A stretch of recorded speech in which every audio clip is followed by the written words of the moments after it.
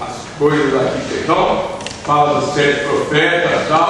Depois fala alguma coisa sobre os batistas. Então, eu não sei se os irmãos viram aqui. Batistas reconhecem e celebram os 140 anos de sua presença no Brasil. E depois, Deus, você, a igreja e o meio ambiente, né? Esse ano, desde janeiro, que eu estive lá no Rio, eu já sabia que, pela programação, que nós estaremos vivendo um ano alusivo ao meio ambiente. Então, é sempre bom nós pegarmos a revista, darmos uma olhada, e não só olharmos, mas focarmos a nossa maneira de ser nos temas que a convenção nos sugere, para que todos nós possamos estar falando uma mesma linguagem durante o ano. Então, os irmãos viram aqui sobre o meio ambiente. Nós precisamos estar pensando que mundo nós vamos deixar para os nossos filhos, para os nossos netos ou para as pessoas. E também uma maneira de mostrarmos que nós somos bons mordomos de Cristo, porque a maneira que nós lidarmos com os nossos talentos, com o meio ambiente, é uma maneira de nós reconhecermos e agradecermos ao nosso Deus que nos criou. Também a história dos batistas, né?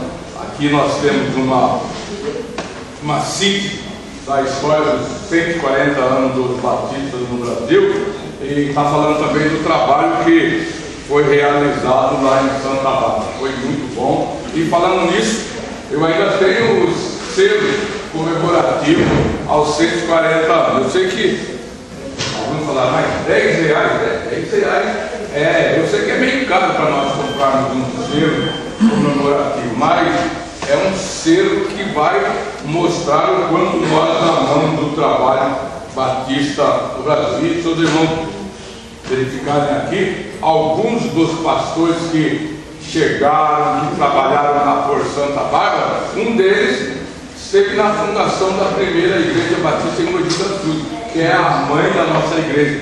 Então, tem alguma coisa, por isso eu enfoco bastante, porque para que os irmãos sintam como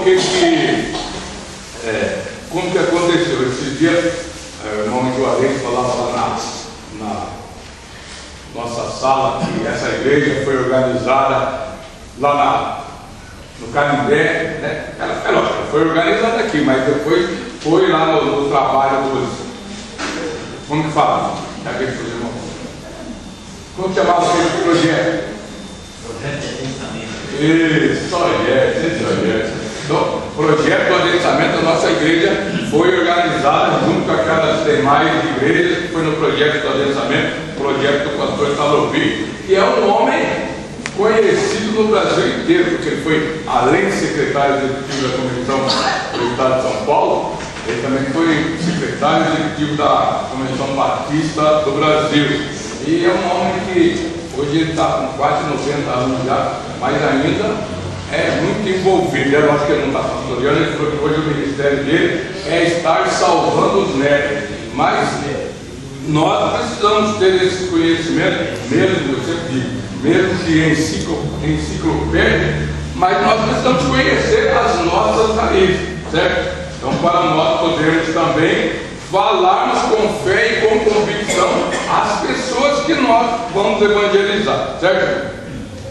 Mas o que eu quero falar hoje com os irmãos convido os irmãos a abrir suas Bíblias no livro de Marcos, capítulo 5, nós estaremos fazendo a leitura dos 20 primeiros versículos. Então, eu quero mais ver e falar com os irmãos para que nós possamos estarmos meditando nesta manhã em Marcos, capítulo 5, versículo 1 até o 20.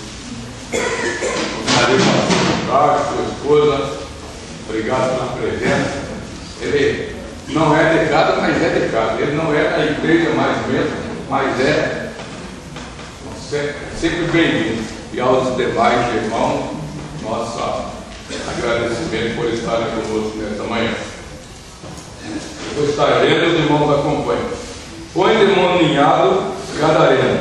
E chegaram a outra margem do mar, a província dos Gadarenos. E saindo ele do barco, lhe saiu logo ao seu encontro 12 sepulcros um homem com espírito imundo, o qual tinha sua morada nos sepulcros e nem ainda com cadeias o podia alguém prender, porque tendo sido muitas vezes preso com grilhões e cadeias, as cadeias foram por eles feitas em pedaços, e os grilhões em migalhas, e ninguém o podia amansar.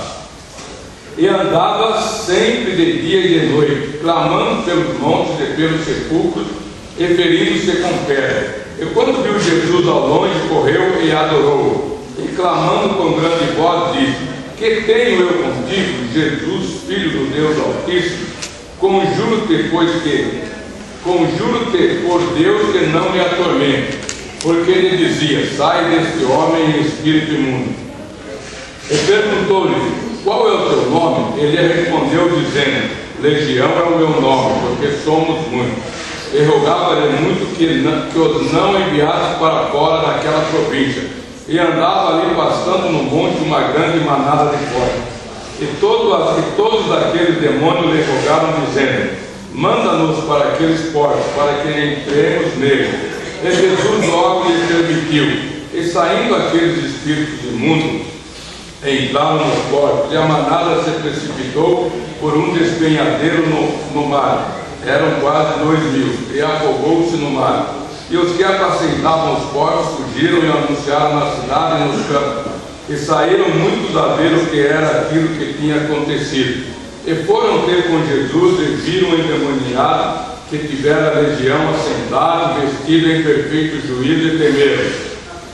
E os que aquilo tinham visto contaram-lhes o que acontecera ao endemoniado e acerca dos porcos. E começaram a rogar-lhe que saísse do seu território. E entrando ele no barco, rogava-lhe o que for endemoniado que o deixasse estar com ele.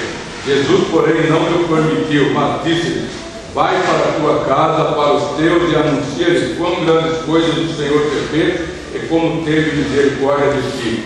E ele foi e começou a anunciar em Decápolis quão grandes coisas Jesus lhes fizera, e todos se maravilhavam. Deus nos abençoe. Então, nós acabamos de ler esses 20 versículos. Eu sei que todos os irmãos conhecem essa história que Jesus, como é que Jesus contou, o que aconteceu no ministério de Jesus. Ele está falando aqui: chegaram a outra margem do mar. Então, Jesus tinha apaziguado a tempestade. Se os irmãos verificarem no texto anterior, ele tinha passado e apaziguado a tempestade lá no mar. O mar tinha sido, tem um hino que nós cantamos: Mestre, o mar se revolta, tal, as ondas atendem ao meu clamor, sossegai, sossegai. E essa história também os irmãos conhecem. E quando Jesus chegou do outro lado, apareceu, saiu do sepulcro aqui, um homem que tinha vários demônios, uma legião. E aqui, entre parênteses, aqui, não sei se a Bíblia dos irmãos se fala assim também, diz que mais ou menos 2.000 porcos pastavam ali. Então, se entrava um demônio em cada porco, vejam que o homem tinha 2.000 demônios na vida dele. E conta a Bíblia que Jesus ia passando e o homem endemoniado começou-se a perturbar. E falou: Que tenho eu contigo, filho de Jesus? Porque Jesus estava mandando que os demônios saíssem dele. E esse homem, eu vi aqui, está falando assim, no capítulo, no versículo 4, que porque tendo sido muitas vezes preso com grilhões de cadeia, as cadeias foram por ele feitas em pedaços, e os grilhões em migalhas, e ninguém o podia amansar. Então, o homem era um bicho, né? Porque ninguém podia amansar. Então, a gente amansa animal, cachorro, boi bravo. Eu soube ser falado aqui uma vez, um fazendeiro comprou um monte de vaca e mandou para ele: Eu preciso que você amanse.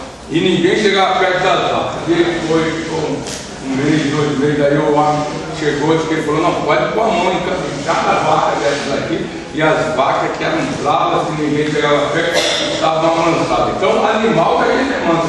E o homem, até a Bíblia está falando que ninguém podia amansar. Então, o homem sem Cristo é como um vício.